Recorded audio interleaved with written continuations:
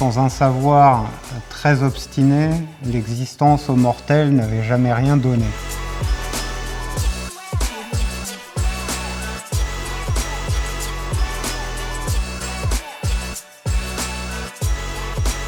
Ce but, il est bien évidemment de trouver, mais au-delà de trouver, d'emmener notre recherche vers des nouveaux traitements, vers la prise en charge de ces patients.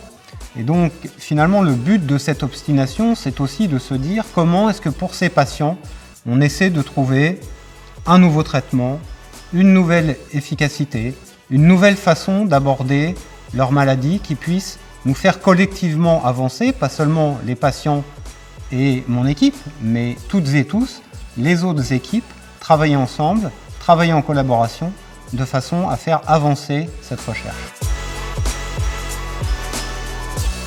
Lorsque nous avons enfin réussi, après des années de travail, à mettre en place, à bâtir, à mettre en œuvre le centre Méhari de thérapie cellulaire et génique de la PHP, un projet de 7 à 8 ans, qui me tenait à cœur, à la fois pour moi, à la fois pour la PHP et puis surtout pour l'équipe qui travaille dans le centre Méhari. C'est le centre qui est chargé à la PHP de la fabrication des médicaments de thérapie cellulaire et de thérapie génique à destination de patients qui sont atteints de pathologies diverses, des maladies liées à certains cancers du sang, des maladies qui peuvent être celles de brûlures oculaires, des maladies auto-immunes. L'obstination n'a hélas jamais protégé des obstacles. On peut toujours être obstiné, on fera toujours face à des obstacles. Ces obstacles peuvent être multiples, des obstacles de la vie quotidienne, les obstacles vis-à-vis de telle ou telle tutelle, de telle ou telle administration, et puis en ce qui concerne la recherche, des obstacles qui sont des obstacles financiers. Puisque la recherche demande beaucoup de financement. Pour moi, il n'y a pas une forme d'obstination, il y a des obstinations, comme il y a de multiples formes d'intelligence. Et je pense que le but, c'est d'utiliser ces différentes formes d'obstination pour essayer petit à petit de les conduire vers une même direction.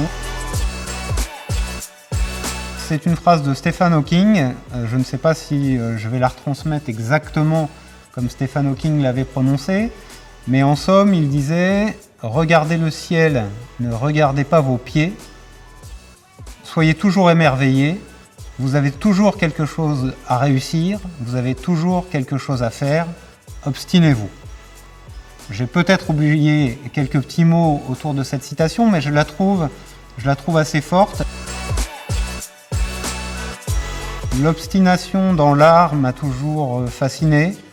L'obstination de certains architectes, de bâtisseurs, qu'ils soient des pyramides, des cathédrales, m'a toujours assez fasciné.